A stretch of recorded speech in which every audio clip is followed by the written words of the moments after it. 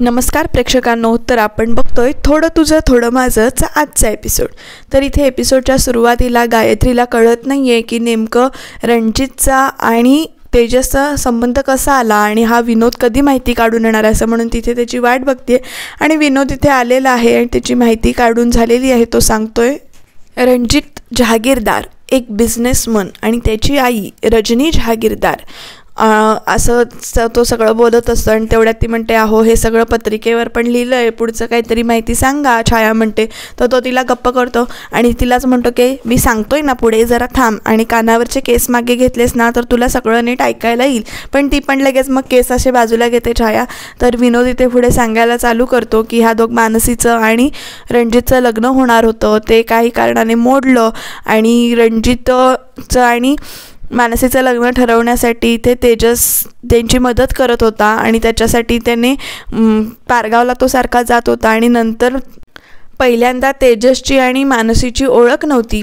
रणजित आणि मानसी एकमेकांना जरासं ओळखत होते, पण त्यांचं लग्न ठरवून देण्यासाठी इथे तेजसनं त्यांना मदत केली आहे. आणि त्याच्यामुळे ते लग्न ठरवण्यासाठी मानसीच्या बाबांशी म्हणजेच संपतराव सणसी यांच्याशी त्याने ओळख वाढवली आणि मग त्यानंतर इथे त्यांचं लग्न जुळवून दिलं.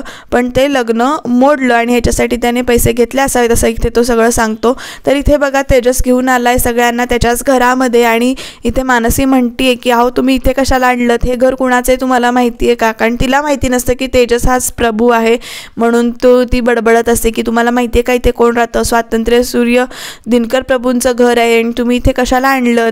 तर इथे तो म्हणतो की इथे खोली भाड्याने वगैरे देतात, इथे असेल, पण तुम्ही विचारलं आहे का असं ती इथे मानसी विचारते. गायत्री मॅमना विचारलं आहे का? सकाळी मी इथे येऊन गेले होते, त्यांना नाही आवडणार असं आपण एकदम इथे राहिलेलं. आता निधीला पण टेन्शन आलं आहे बरं का इथे नेमकं काय काय चाललं आहे ते. तर इथे मानसी सांगत असते की त्यांना नाही आवडणार आणि तुम्ही इथे काय करताय. तोपर्यंत इकडे तेजसची आई आलेली दाखवली आणि ती म्हणते की नमस्कार. मग तेजस सगळ्यांची ओळख करून देतो, मानसीची ओळख करून देतो, मानसीच्या आईची आणि निधीची, म्हणजेच ही मानसीची आई आणि ही निधी असं म्हणून सांगतो आणि ही आई सांगते.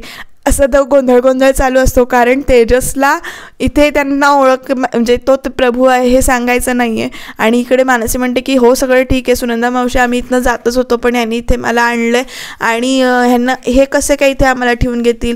तर लगेच सुनंदा म्हणजे तेजसची आई म्हणते की मुलगा आहे तो माझा.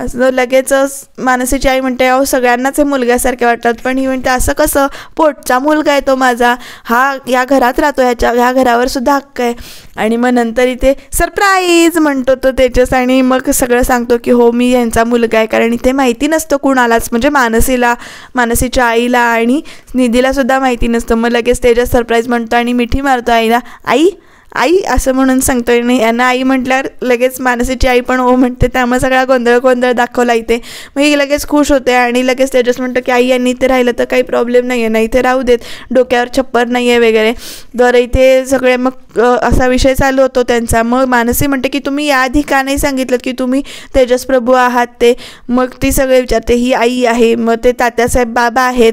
मग मानसी गायत्री, तर ती म्हणते की गायत्री माझी वहिनी आहे म्हणजे माझ्या दादाची बायको आहे. आणि सकाळी म्हणजे मला म्हणजे तिला आठवतं की सकाळी ती लिलावात आली होती तेव्हा तिला तेजस दिसला होता. आणि मग लगेच ती म्हणते की म्हणजे मला भास झाला नव्हता सकाळी ते. मग लगेच तेजस म्हणतो कसले भास, मग तुम्ही पुढे का नाही आलात सकाळी असं ती विचारते. तर तेजस म्हणतो लिलाव चालू होता मशीनचा म्हणून मी इथे पुढे आलो नाही असं तो इथे सांगतो. आणि नंतर तो काही बोलायचा म्हणजे जास्ती प्रश्न विचारू नका आणि चला लवकर चला असं म्हणून इथे त्यांना घेऊन जातो आतमध्ये. तर इथे मानसी विचार करते की देवाच्या मनात इथे असंच असावं, कदाचित मी इथे येणं असावं कारण ह्या घरात आल्यानंतर मला एक आपुलकी जाणवते असं वगैरे इथं ती विचार करत असते. तर इकडे विनोदने ना दिलाय नंबर, हातावर लिहून आणला आहे आणि तो नंबर सांगतो इकडे गायत्रीला असं दाखवलं आहे. आणि नंबर नक्की बरोबर आहे ना असं वगैरे विचारतो. तर तो ओव्हर कॉन्फिडन्समध्ये म्हणतो कसा, हातावर लिहिला म्हणून काय झालं, नंबर बरोबरच आहे. तर इथे गायत्री फोन लावते रजनीला आणि नंतर बघा ते इथे काय होतं आहे ते. कारण इथे फोन तर लावला आहे आणि आता हिला असं वाटतं की तेजस यांना मदत करतोय की लग्न जुळावं म्हणून, आणि म्हणून पैसे घेतले त्यांनी, आणि ते लग्न जुळवून याच्यासाठी ती आता प्रयत्न करणार आहे. आता ती इथे फोन लावते रजनीला. मी कोण बोलते हे महत्त्वाचं नाही आहे, पण मी जे काही सांगते ते खरंच महत्त्वाचं आहे. तुम्हाला म्हणजे तुमच्या मुलाला मानसीशी लग्न करायचं आहे ना, तर ते तुम्ही ज्या व्यक्तीकडे दिले काम, ती व्यक्ती घातकी आहे, पोलीस स्टेशनमध्ये जाऊन आले आणि ती तुमचं काम करू शकणार नाही, स्वार्थी आहे ती वगैरे असं सांगते. आणि इकडे हिला प्रश्न पडला की मी तर हिच्या मामीला काम दिलं होतं मानसीच्या, त्यामुळे आता बघूया पुढे काय होतं. ते गैरसमज तर झालेला आहे. तर इथे रूम म्हणजे खोलीमध्ये घेऊन आला आहे तेजस, सगळंच दाखवतोय. तेवढ्यात निधी म्हणते की खोली खूप लहान आहे. तेजसचं तोंड म्हणजे तो लहान होतं हे ऐकल्यावर, पण लगेच मानसी म्हणते की खोली चांगली आहे तुमची असं म्हणते, आणि इथे विठोबाची मूर्ती स्थापन करते ती. आणि तेजस निघून गेल्यानंतर आई ओरडते निधीला, तुला काही पोच आहे की नाही, कसं बोलतेस, डोक्यावर राहायला छप्पर आहे ना, ते महत्त्वाचं आहे. तर इथे मानसी समजावते की शिकेल ती हळूहळू, तिला पण समजून येईल. आणि इकडे बाहेर आल्यानंतर चहा टाकायला सांगत असतो तो तेजस आईला. आई म्हणते तू इथे आणलंयस खरं, पण अरे गायत्रीला कळलं तर काय होईल, आणि ती ओरडेल. मग तो सांगायचा प्रयत्न करत असतो की कसं इथे त्यांच्या म्हणजे छप्पर नाही आहे. तर आई म्हणते की तू केलंस ते चांगलंच केलंस, त्यामुळं पण तुला इथे ओरडा बसणार आहे. आणि आता इथे तेजसला कसं ह्यांना अडकवायचं आहे हे यांचं प्लॅनिंग सुरू आहे, की म्हणजे कसं लग्न होऊ नये याच्यासाठी तेजसला मदत करायची नाही आहे, आपण त्याच्या मध्ये यायचं आहे असं हे ठरवत आहेत. कारण 2 लाख रुपये जे चोरले ते कशासाठी चोरलेत, त्याच्याकडनं जर 1 लाख रुपये घेतले असेल आणि लग्न ठरवण्यासाठी जर पैसे घेतले असतील तर ते परत देण्यासाठी याने दागिने चोरले असा इथे यांचा संबंध झाला आहे. इकडे सुनंदा मावशीच म्हणजे तेजसची आई त्याला समजावायचा प्रयत्न करते की तू इथे आणलंयस खरं, पण गायत्रीला नाही आवडणार नाही आहे इथे आणलेलं, आणि परत इथे वाद होतील. हे सगळं बोलणं इकडे मानसी ऐकते, आणि मानसी येऊन म्हणते की आई म्हणजे मावशी तुमचं बरोबर आहे, आम्ही नाही राहणार इथे. मी यांना तेच सांगायचा प्रयत्न करत होते की आमच्यामुळे तुमच्या घरात काही भांडणं नकोत म्हणून, आणि आम्ही नाही राहत इथे. आणि ती एकदम खोलीत येते त्या. तर खोलीत आईची आणि निधीची चर्चा चालू आहे की सामान कुठे लावायचं. निधी विचारत असते आई मदत करू का, तर आई म्हणते की तू इथे नुसती बसलीस तरी तुझी मदत होईल, त्यामुळे तू इथे शांत बस, मी बघते. आणि इकडे मानसी येऊन सांगते की आई आपण इथे राहत नाही, बॅगा घेऊन बाहेर चल. तर ही सांगते की काय झालं आहे नेमकं सांग ना. तर निधी म्हणते की ताई अगं खोली छोटी पण इथेच राहायचं हे माझ्या मनानं आता फिक्स केलं होतं, मी ॲक्सेप्ट केलं होतं, आणि आता पण हे नको ना सोडून जाऊया. पण लगेच मानसी इथे सांगते की आपण इथे राहिल्यामुळे यांच्या घरामध्ये जर भांडणं होणार असेल, कारण गायत्री मॅडमना नाही आवडणार आपण इथे राहिलेलं, पण इथे भांडणं झालेली मला नको आहेत.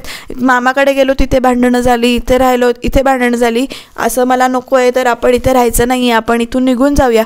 तेजस इथे त्यांना समजावायला पाठीपाठी आलाय की तुम्ही असं करू नका, तुम्ही इथे राहावा. पण इथे मानसी ऐकत नाही आहे, म्हणून तो आईला सांगतो की आई तुम्ही तरी सांगा. पण लगेच आई पण म्हणतात की तिचं बरोबर आहे, मी तिला आता पाठिंबा म्हणजे ह्या घरातनं बाहेर पडू नको असं सांगणार नाही, कारण आमच्यामुळे कोणाच्याही घरात वाद झालेले आम्हाला चालणार नाही आहेत, त्यामुळे आम्ही इथून निघतो असं म्हणून इथे मानसीची आईसुद्धा मानसीला पाठिंबा देते. आणि सगळे परत बॅगा घेऊन इथे सगळे बाहेर जातात. आणि आता नेमकं करायचं काय हा प्रश्न तेजसला पडला आहे. ते सगळं बरोबरच आहे म्हणा, कारण गायत्री इथे त्यांना राहू देणार नाही, आणि तेजसनं आणलं आहे म्हणून तर अजिबातच राहू देणार नाही.